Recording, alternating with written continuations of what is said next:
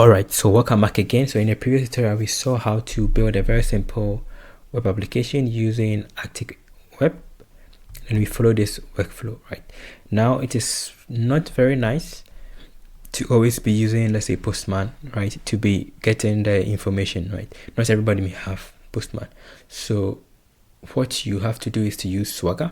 So Swagger is a very nice interface that can act like a front-end server to interface between your API, so that people can interact with the API easily, right, without needing to install other third-party packages. So let's see how to use Swagger with any of Rust framework. So the same idea is for all of them.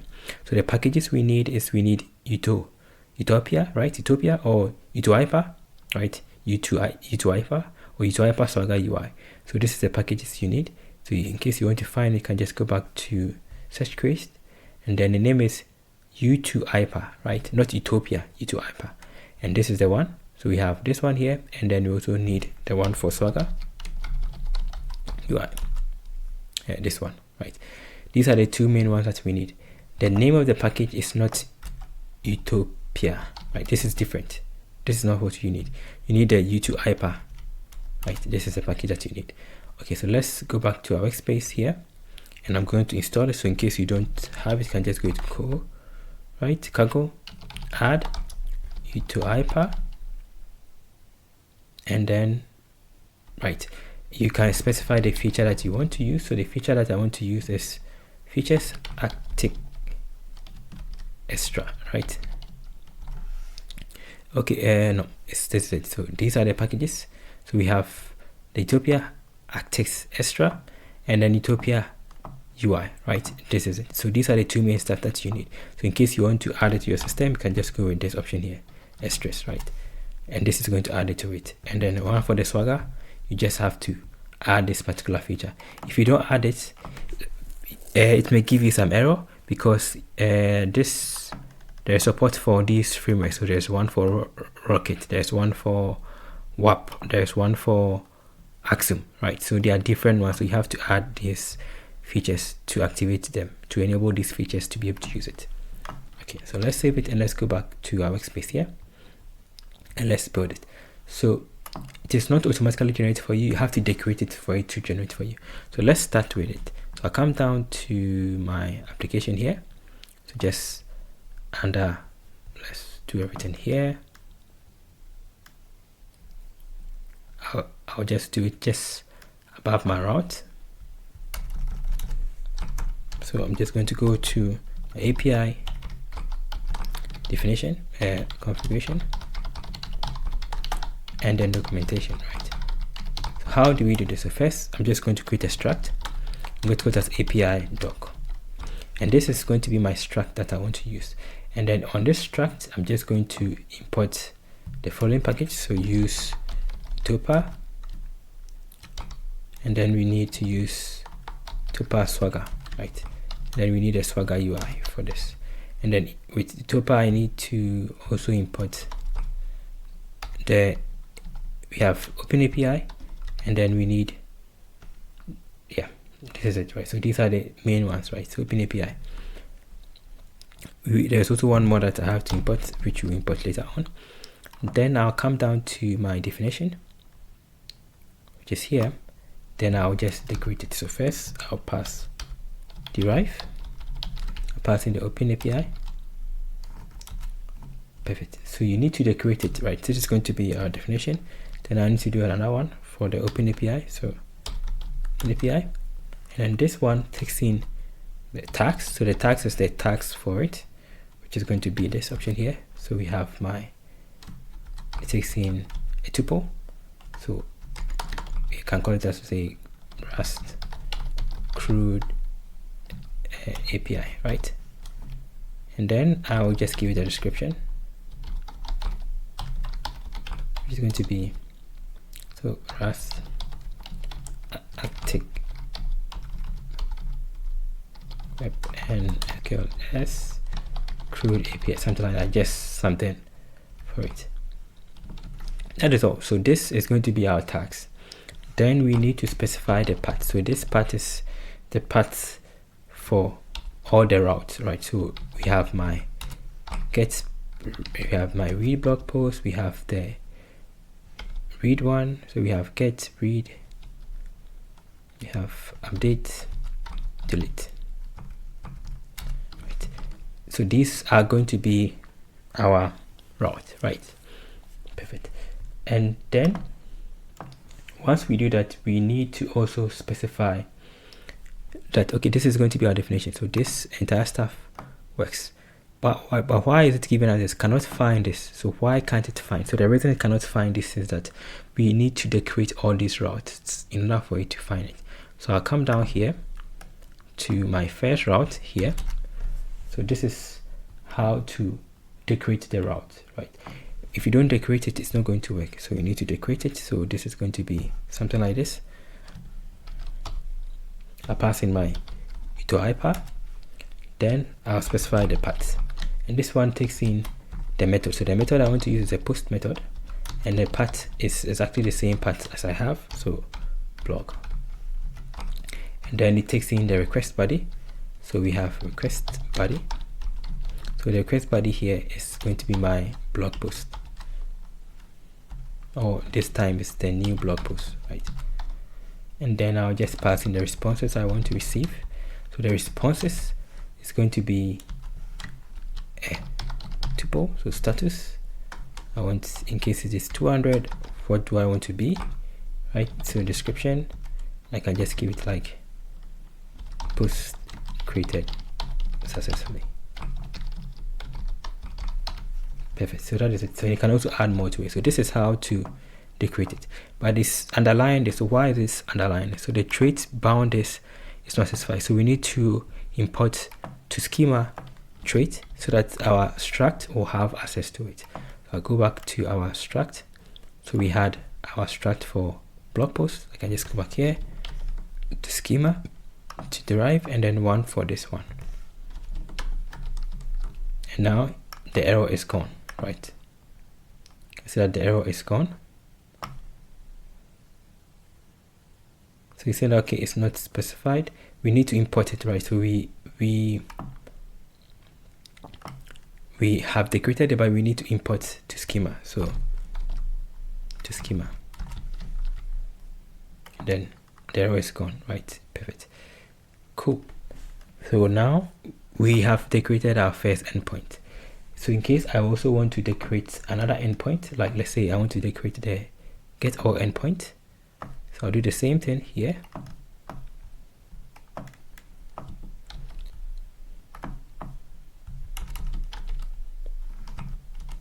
I'm just going to specify, okay, the path is blog, right? That's what I want. The response is going to be 200, not 201, because we're not creating. Then I'll just say, I'll just specify this response. Perfect. And then I'll just give it a body. So let's give it a body. So this body is going to be what I want to vec, then blog post, right? Because you are sending a vector of it. I'll give it a description. The description is going to be, so list of all blog posts, right? And then this, I'll just take off this because we are not returning a request body. We are not sending something, right? We are just receiving something. So the method is get. So this method is get, corresponds to this. The path is this. The path should correspond to this, and the response is what you want to respond, and you want to vectorize or serialize the response, right? Perfect. And if I save it, now this is going to be decorated. So why do I still have this here, right? So it's saying, okay, still there's 3 more. So let's fix them. So I'll do the same thing for the remaining ones. So in case I have one like this, right? So it's going to be my Utoipa, the path, the method is get, the path is the same path as I have here. Then the parameters I want to send is, I want to send a parameter here, right, which is the ID. So I'm specifying, okay, this is going to be the parameters, and the description is going to be a unique ID. Then this is going to be the response. So we have a response if everything is correct. We return the serialized blog post. If there's an error, we say post not found, right? Perfect. And then we do the same for the last one. which is going to be for the delete. So most of the time, get one, there is one for update,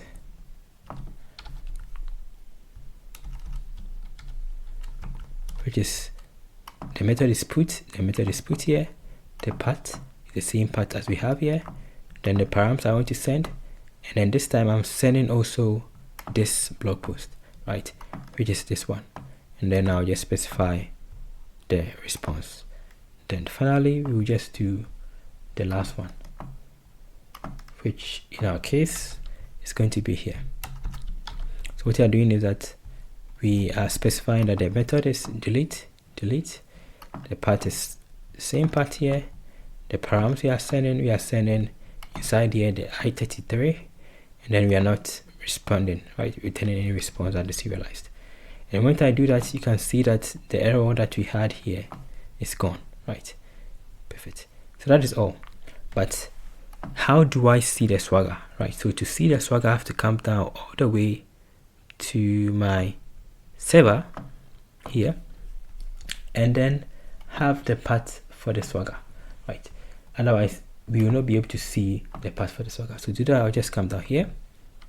I'll just go just select open API. Go to API doc, which is the struct I created, and then it's going to inherit from this. And then now I can come down here. So once I do that, I can now add this one to my struct. So we have it here, right? So I can just come down here and do .service. Then I'll pass in my Swagger UI, then create an instance of it. Then this is going to take the Swagger, right? So Swagger UI. By convention, you can just modify it, but this is where it picks it from, so you just have to follow it. Then we just go with, yeah, right. So there are some files that it generates, so that's why using asterisk to pick all of those files. Perfect. And then from there, I just go with the URL, then I'll specify my URL. So this is going to be API / say API docs. You can just give anyone that you want / don't. This is not anyone that you want, but this is the specified one. Also open API.json. This is convention, right? That is where it's going to generate it to. Then I'll just go with the open API.clone. Perfect, right? So this is how to work with the Swagger. So what you are doing is you're creating a service, and then you are passing it this information here. Right, so that is exactly what you are doing.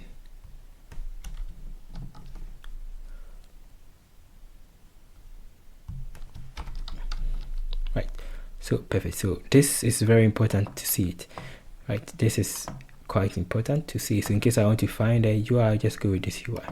Right, so if I go back here and then I run our application, run -kill for quiet, it could compile everything that we need. Then after that, so I just fetching everything we need, compiling, you will just be able to see it, right? So this is how to use. So the basic idea is, first you just have to specify your configuration, your API configuration here, and this is, you specify all the paths that you want to show, and these paths that you want to show in your Swagger are the paths you are going to decorate. So if you don't decorate it, you should not add it there, right? Then you decorate those paths by using Utoipa, like this, right? The path, the method, the paths, and then the request body together with the response for all of them. And now you can see that it's working. So if I go back to my workspace here, and now just go with my localhost, we see the old one, but in case I want to get to the Swagger one, if I go with Swagger, it said that's generated it for us, right? You see the description. So this description is referring to, let's put them side by side so you can see what is done.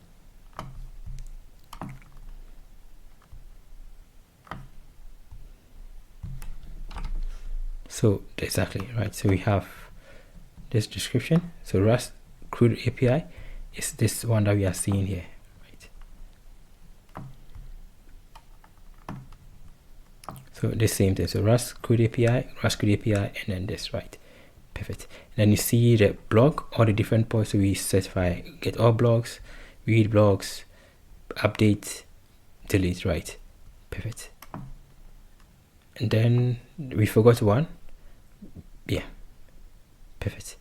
We forgot the post one, right? Create. So we have to add it. So create blog post.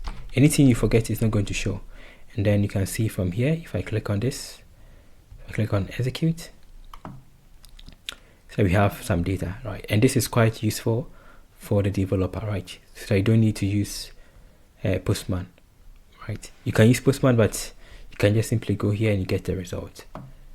And then I can just go down here. You can see the schema, right? And then all the information together with the information that we specified. Perfect. In case you also want to see more information here, you can also add it, right? This is going to be the blog post. Perfect. You can also, if I cancel this, let's close this one here, and then you can see from here that we have this, right? But you can also add examples. So in case you want to add examples to it, so that the person can just quickly select it. So if I go here and I run, and I refresh it, I want to show you what I mean.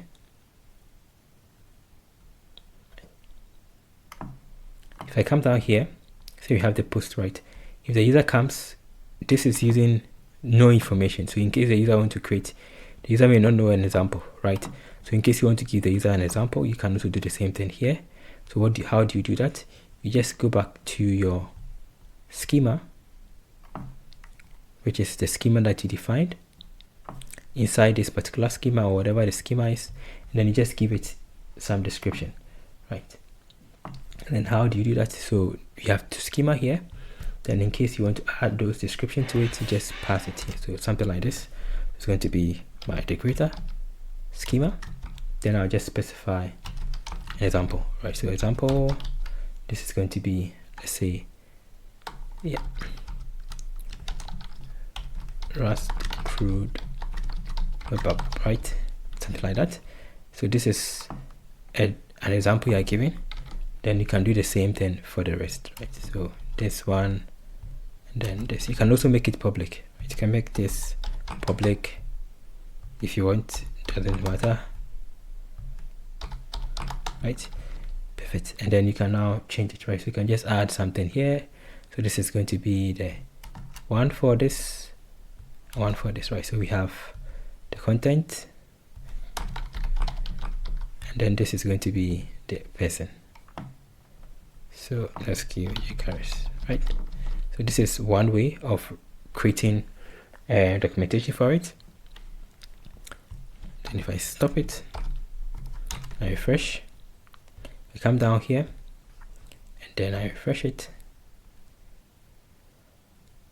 You see we have those information there, right? This description that we give is there. So I can just click on this, and I have an example that I can use out of the post. Very cool, right? So this is very useful, and you can see that it has been added to it. If I click on this, I expand it, and you see the content, right? And examples there. Very cool. So this is some of the ways you can actually use. So I can come down here, try it out. Let's add number 2 or 3. Then we get the response. Very cool, right? And together with some information, you can describe it as you wish. So that is how to add Swagger to your Actix-Web REST API. It can be the same for any of them, but that's a simple workflow. So thank you for watching the tutorial. In case you have any question or contribution, you can post in the comments below. See you another time. Stay blessed.